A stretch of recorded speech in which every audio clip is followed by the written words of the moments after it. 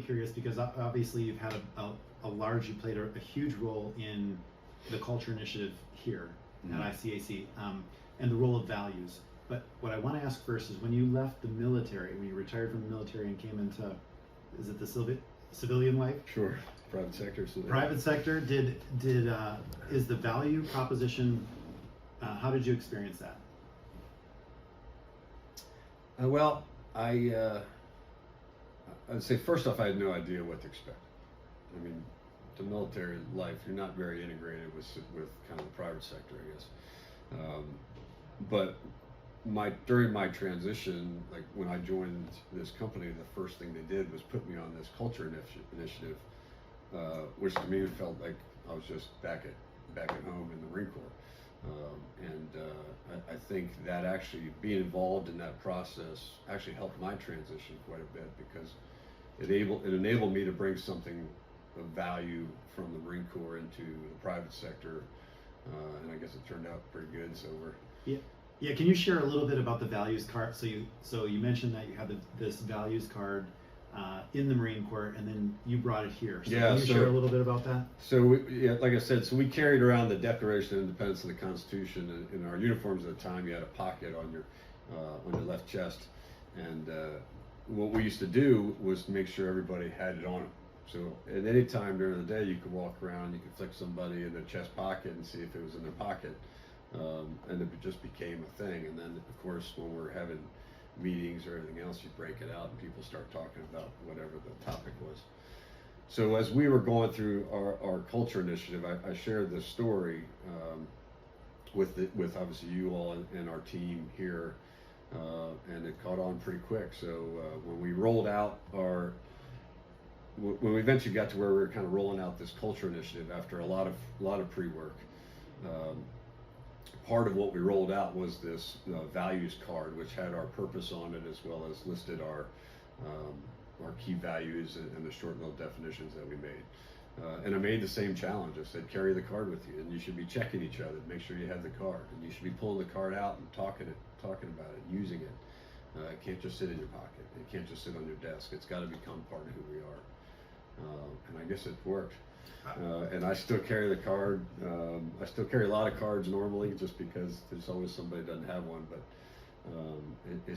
it's just a constant reminder.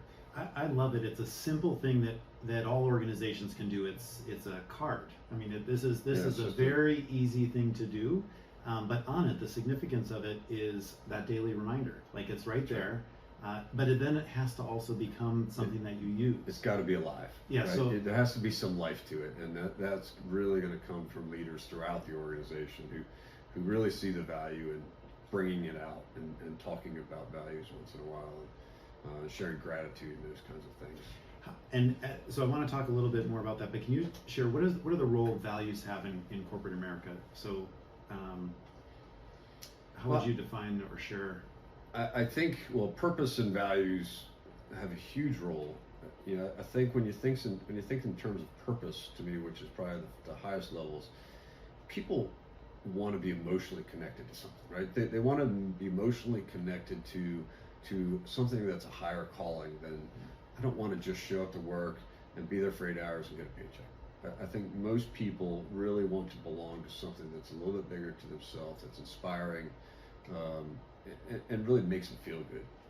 And so I think defining what that purpose is over and above your P&L statement is key, because otherwise you're just a bunch of robots. The values are kind of the next level of that, because they really guide what we expect of each other in the organization. So what it drives is this alignment. Once you can get people to really buy into it, it really helps drive alignment on the way we act, on the way we interact, on the way we handle tough issues, and really and on the way we celebrate together, because it is kind of key. I think that's it's interesting again, because I think on its face most leaders would agree with that, but in practice it becomes much harder. It's real hard. Yeah. So so for an organization and you and your leadership team that have done an exceptional job at being examples of that and of keeping it alive, how do you recommend, or what are some tips that you have for other leaders to not forget it, or because everyone knows it's important, but doing it, is a whole other game. Well, I think for leaders, the leaders out there who really want to make a culture great, it has to be a genuine desire to make it great. It can't just be a checklist thing that, oh, we got to make sure we got a culture initiative, and we got to make sure we do this. It's really got to come from the heart, because again, this is about emotions. And if you're not emotionally connected to what you're trying to do here, people will sense that, and then it just falls flat. And I think, obviously it took us a while. I mean, culture change is hard. It takes a long time. We're 4 years plus into this process. And we're still working on it. But you got to believe that it really impacts the people that you're working with, and it will ultimately impact their business. I think a lot of the articles all say that more and more CEOs and leaders are seeing culture as important, but still the percentage of companies who have like a real strategy, like a strategic initiative around their culture, is very small. And I guess I'd like to ask you, like, why should they make it a priority against all the other challenges and responsibilities they have? What's in it for an organization to really make it an initiative? Well, I guess at a high level, to me, business is a human endeavor, right? Business is the product of human beings who I believe are emotional creatures, right? And if you want your people to be engaged as possible, productive as possible, aligned with what you're trying to achieve as a business, you got to be focused on culture. It just doesn't work otherwise. Otherwise you're just cracking a whip and wearing people out. I think at the highest level, that's the best way I can describe it. I mean, there's definitely all kinds of statistics out there that support it. I don't know what they are. I'm not much of a statistician. But I think it's really about people. You got to understand that business is about people. And if you're not able to focus on making it a great experience for them, and if you're not able to meet their needs and help them feel like they're part of something bigger, everything's just going to fall flat. I think it's really interesting because culture tends to move into that conversation still of a nice to have or something that's soft. And you come from the Marines. Yep. Like, there's nothing harder, right? Like, there's no confusion that the Marines are this rock solid like group of, and yet the values and creating a culture around values was central, right? And it's been central for a long, long time.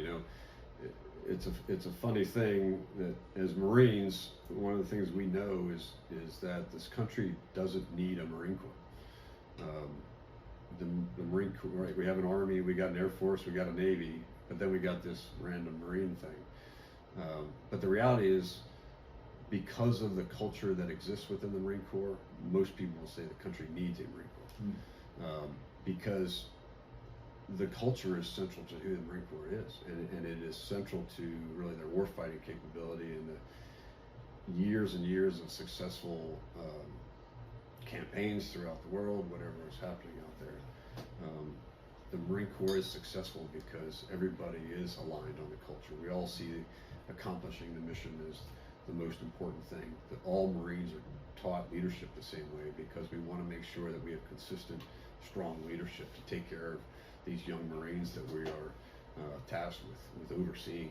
These are kids from all over the country with moms and dads, and they've sent them off to us.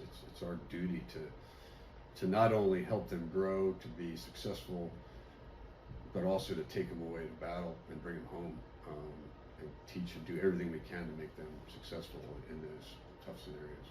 It feels like that also could apply, like if leaders would take on that sense of duty, of bringing along their employees. Yeah.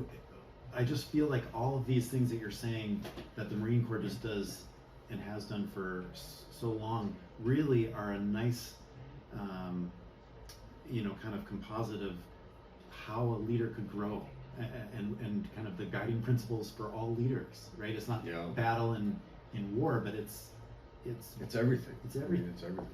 Yeah. So so again, looking at, there's 1,900 and some employees here.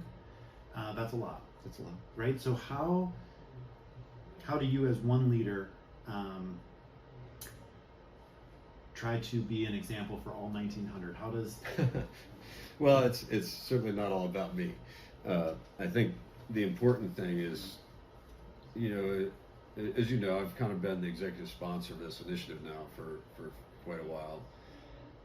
But it's not me that's making it successful. It is really, I've got an incredible group of leaders below the VP level who believe in culture, who understand our values and see the importance of it. And quite frankly, they're the ones that make it successful. My only job at this point is providing a little guidance once in a while if it need be. I got to fund it. That's always easy. But really just supporting. I mean, I believe my job is to kind of set some direction and support them and then get the heck out of the way. Because it's those people who have the direct touch to the rest of the 1,900 people that actually make this work. And we're also lucky in that, in our workforce, our associates, we tend to draw people to this company that this all resonates with anyway. So it's not a hard sell, right? It's not a hard sell to say, hey, part of your purpose here is to make lives flourish for others, right? Everyone's like, wow, that's pretty cool. Yeah. Right? Or, hey, here's our values and here's how they can apply to you. Like leadership, everyone leads is the definition, because everyone does lead. It's not just a bunch of us suits sitting in the corporate office that lead. It's really getting everybody to understand that, hey, that's part of my job in achieving this purpose of lives flourishing. I need to step up and be a leader, even if I don't have any direct reports.